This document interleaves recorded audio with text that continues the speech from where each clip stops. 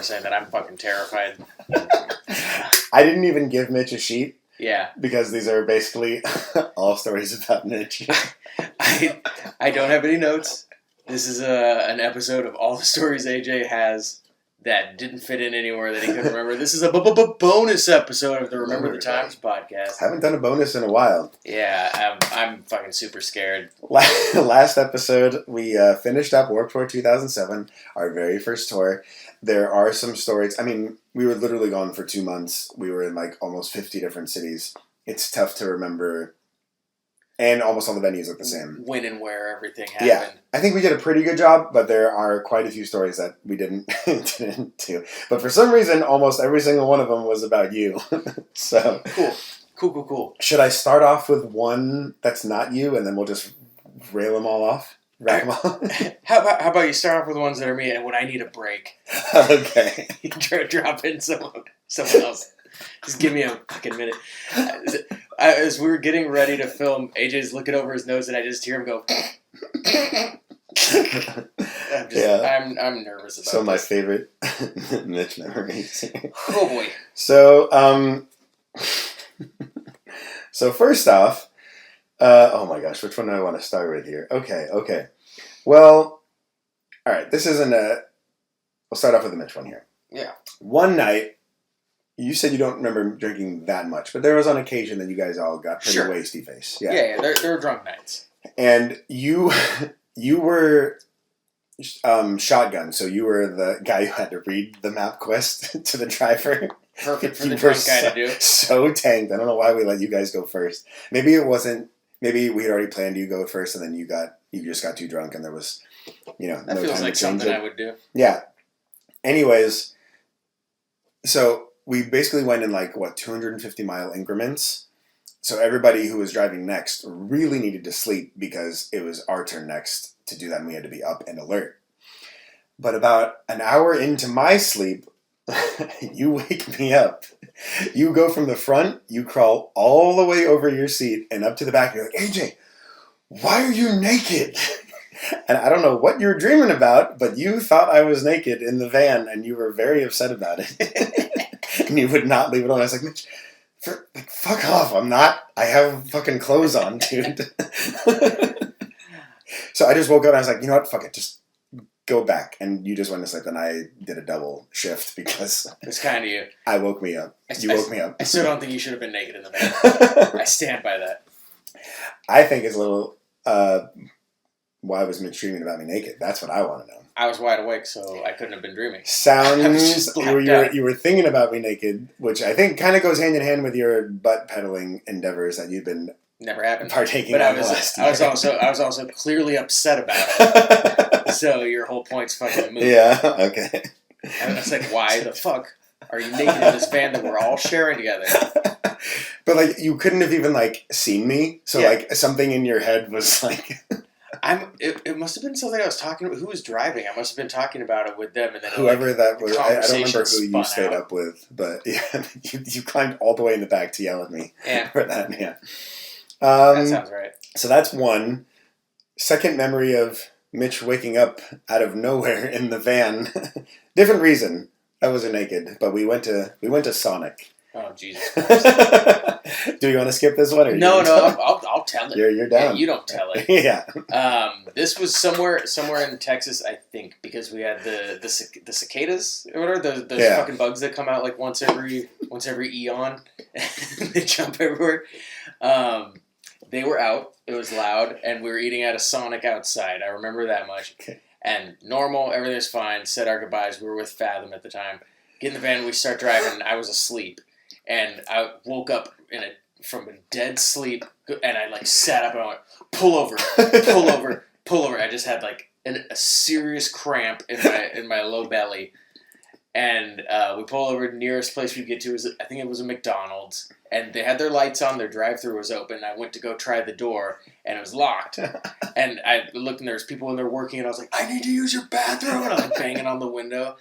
And they're like, sorry, we can't. I slammed my fist on it and then ran back to the car. I'm like, go! Drive to the next one. we end up we find like an AM PM gas station or something, and it was a photo finish. Spare you the details. The bathroom had a waste paper basket or like a trash can that I was able to pull in front of me, and I was both ends for a while. This came completely out of nowhere, and when it was done, it was done. Like I was fine afterwards. 100% blame Sonic. Thank you, Sonic. If you want to send me gift cards to try your food to make sure my stomach can handle it now, yeah, that's fine. Email us. But otherwise, I'm never spending money there again. So that was the second time that you woke me up out of a dead sleep, just in the van. But I have a memory. I woke up, and it wasn't that you were just yelling, pull over. But you were holding onto the handle. You were like, pull over. the little like, the driver's insane handle. Holding on for dear life. It was... Like, when I say photo finish, it's never been like this before. I had been poisoned. Poisoned by my constituents. That was rough. And the amazing part was, like, when you get, like, really bad food poisoning, like, it lasts. It's not just right then. And it was...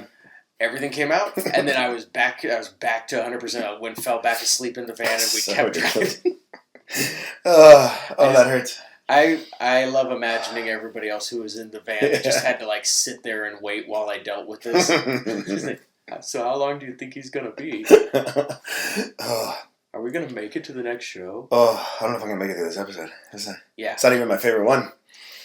Not even close. Okay, I'll give you a break now. Okay, thank you. This isn't a hilarious memory like that. I do remember... Hilarious memory. I didn't end up like you, but this was one of my first times being like, okay, if this is going to be my life, I need to make some dietary changes. It's just, I'm vegetarian now, and this is one of the reasons.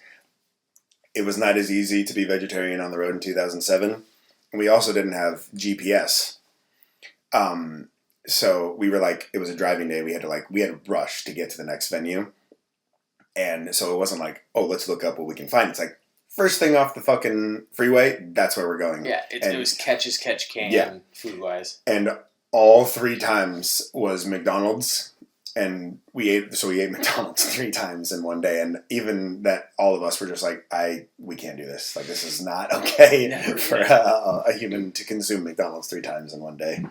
And I think when I got back from that tour, that was my first attempt at being vegetarian. And I was like, yeah, this is not going to work. Okay, so there's your little break. Okay, thank you. Thank you so much for that. I'm glad that you told that. That's just horribly embarrassing story of us all eating McDonald's. Shouldn't have drank so much. You can remember more embarrassing stuff. I take nothing back. Well, I mean, obviously this is all great for me because I got to remember and see all of it. Bring it on. Yeah. Next. Let's get this shit over with. I don't know why were all my best memories of you that I couldn't place. Oh well. Okay. There's only 2 more for you, so don't worry about it. Okay. So this one includes you and Josh. I think I know this one. Basically, so we were all under 21. I think you guys had a fake ID or something. I had a fake ID at this point. But said I was 23, I think. You didn't bring yours, though, or something. That's Josh funny. had a way in. Yeah. And it had been like long enough on the tour where you guys were like, I want to buy some alcohol. Did he have his brother's driver's license? That's it. He had his brother's old one. Anyways, Josh brought it specifically for this, but then he got cold feet when it was time. And you had already had a couple of drinks at the barbecue, and you were very upset that he would not buy you more. Well, it wasn't about buying me more. I remember this I think we had a hotel that night. Okay. And I think there was even the prospect of like people coming to party at the hotel with us. Okay. Like we had kind of like plans. Gotcha. And part of those plans involved like, show up at the hotel. We're going to have beer there or some booze there. And then like Josh was down until the end when he was just like, oh, I don't know if I can do it. And so I got mad. You can, well, I mean, like there's a tipping point for you when you go from just like I'm a fun drunk to like I should probably go sleep. Yeah. My wife found it out pretty quick. Yeah. My problem with alcohol is that nobody really knows that I'm drunk until I hit the tipping point. Yeah. So people will keep giving me booze, and I'll keep accepting it because I'm having a great time. And then at one point, I fall over the edge, and it's just like, oh no, Mitch is like drunk. He's done. And it's like, no, I've been kind of drunk this whole time. But you gave me the knockout punch just then. Anyways, we took one of the... You were like yelling at him, and he walked away. And you took one of those Hanson sodas that we had in the back. Like, I think you were like actually trying to hurt him. You threw a full soda can at Josh, attempting to hurt him. He was walking away from me. I was mad. I was trying to have a conversation. It was one of the worst throws on the history of the planet has ever seen. Not only did you miss, you didn't release it at him, and it went straight down at your feet. You went like this, and it just went straight down, and then exploded all over you instead. And you got even more mad because then you got drenched in Hanson's soda. So I have a theory about this. You know, like people say, like you throw like a girl. It's like that. You throw like Mitch, basically. That's not throwing like anybody. That's spiking it on the ground. You were trying to hurt Josh. I saw your eyes. I have a working theory about this because this has happened before. Like times when I've tried to punch you in the past and I like completely missed. Can't do it. I think that part of me at the last minute realizes what's happening and tries to like bail out because that's not in my nature. I don't know. I've never actually punched anybody. On purpose. Okay. I would never throw a soda can at somebody. But a drunk me, like on autopilot, starts to. And then my theory is that at the last minute, I'm just like, wait, what are you doing? That's what I like to hope for myself, at least. Well, I'm not so uncoordinated that I'd spike it straight into the ground. I mean, you were really drunk, so you might have just miscalculated. I don't even know how I was getting so drunk. I was probably having like 4 beers. But I guess because we weren't eating at all.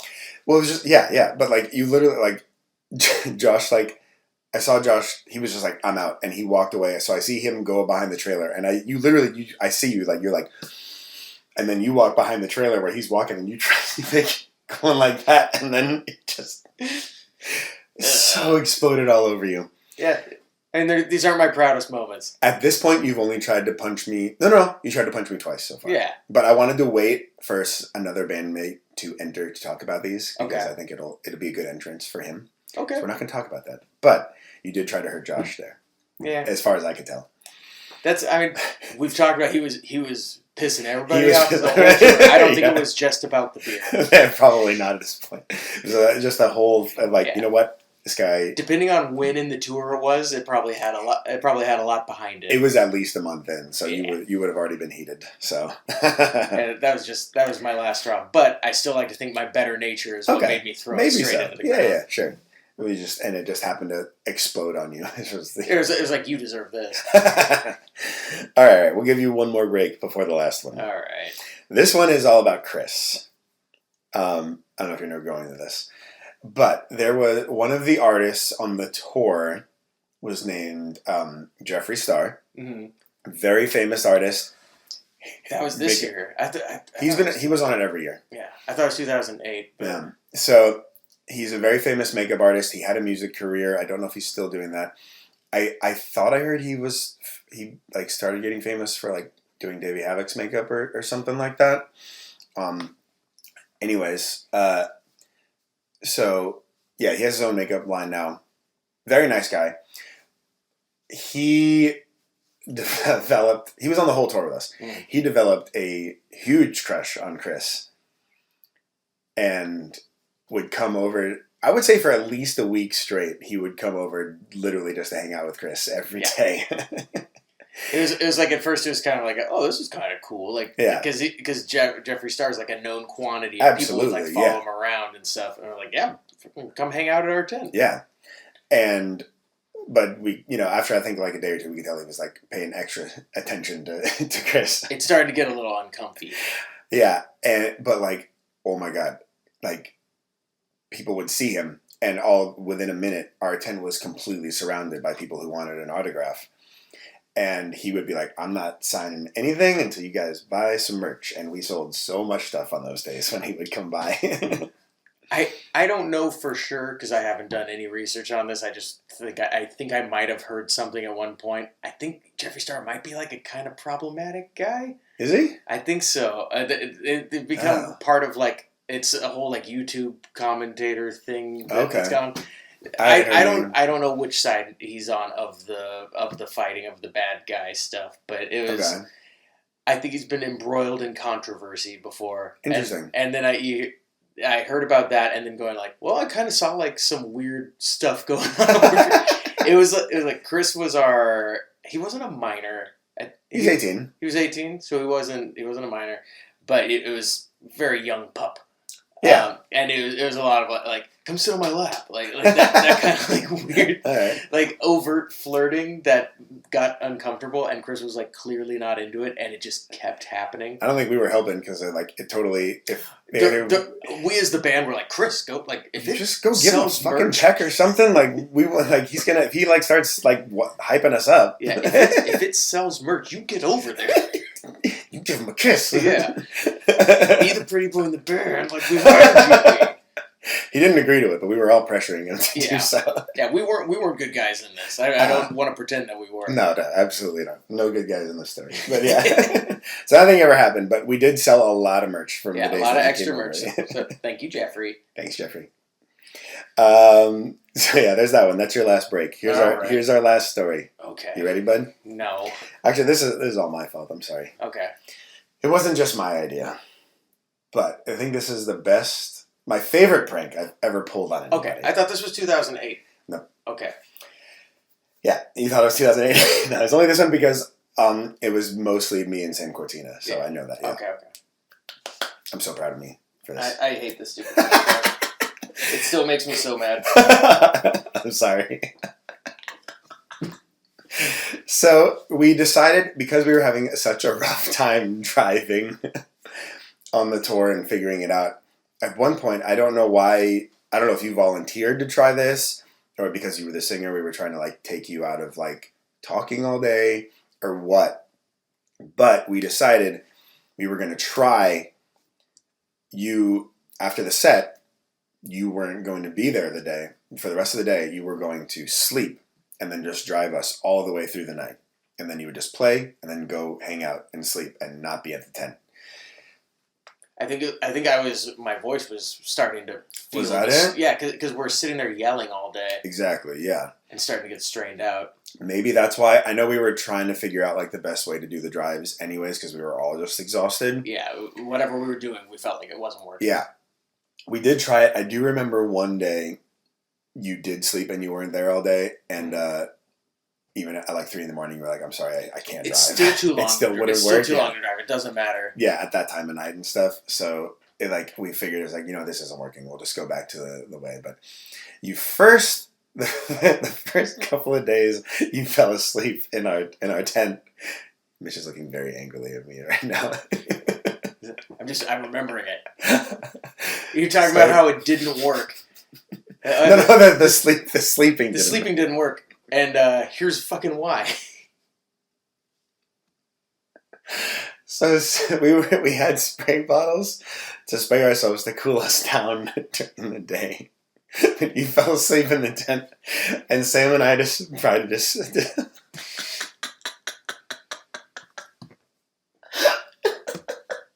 God damn it.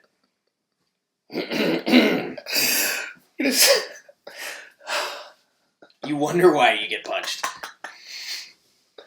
You decided to spray your crotch so you think you pissed yourself in the tent.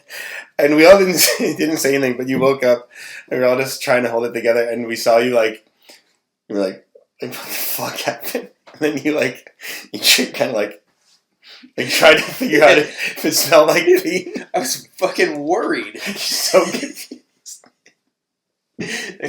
All of a sudden start pissing. And when you did that, I literally every one of us was just like. And how long did this go on for? Like a week? Yeah. Something. And then you were like, you know what? I gotta try something else. So then you went to the van to sleep with the door open to do that. then,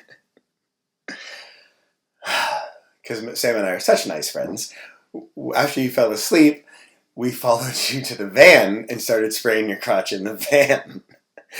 And you didn't say anything, but we knew that you were like getting worried. And then the last 2 days, you were sleeping with like your legs at the end of the tent. So it was like, the bottom half of you, but you were kind of in the fetal position.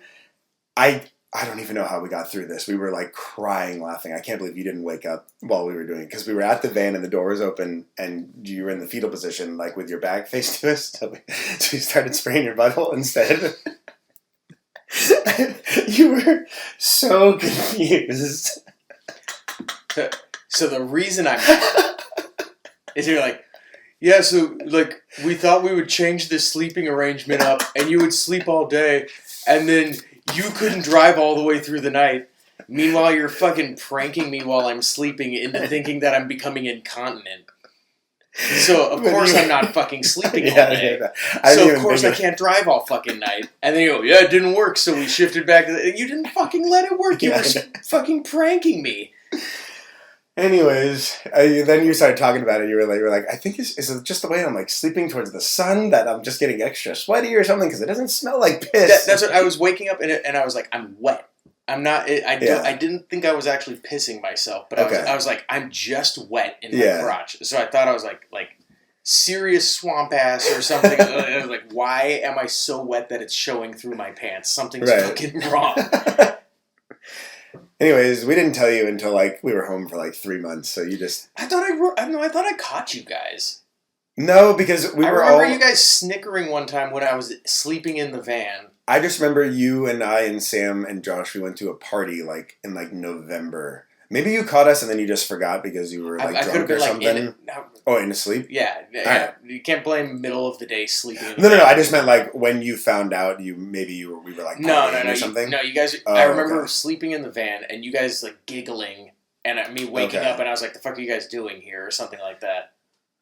But maybe I did. Maybe I went right back to sleep afterwards. Okay. All right. So maybe that happened. But I just remember I was telling you at a party like 3 months later and you were like, you motherfuckers.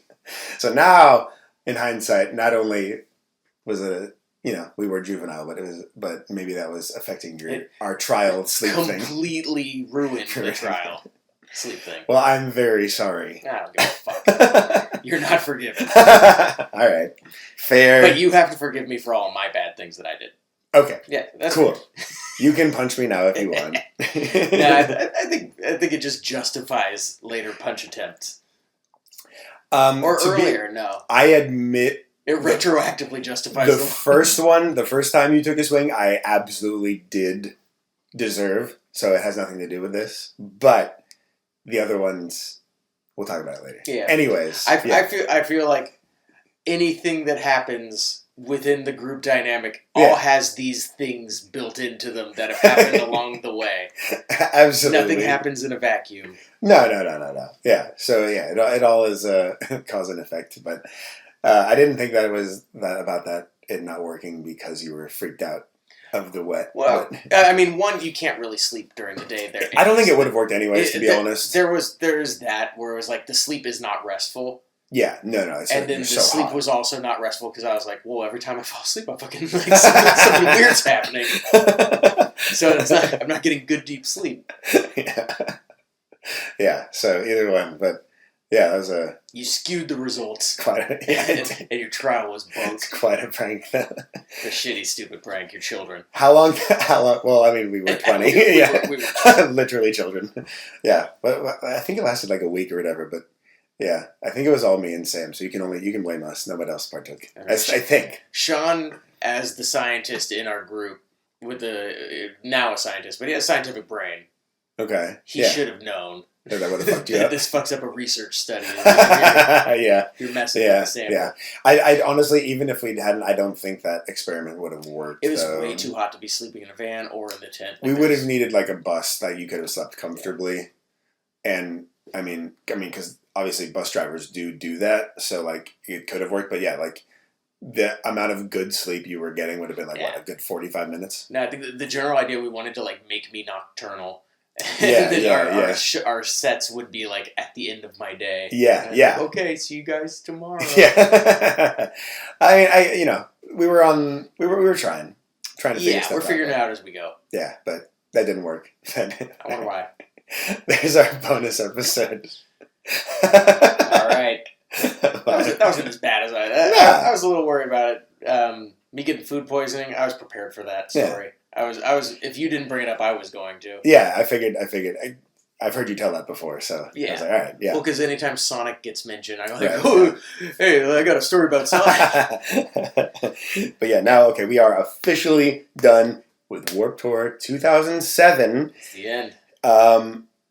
So I almost feel like these were a lot of cliffhangers and stuff, but this is this episode, or the next episode, will be the end of a very big era for us. So tune in next week. You're going to get a lot of crazy info next week for our band. Ooh, baby. Yeah. Or not next week. Next episode. Next. You know what I'm talking about. You know what the fuck he's saying. All right. Bye everybody.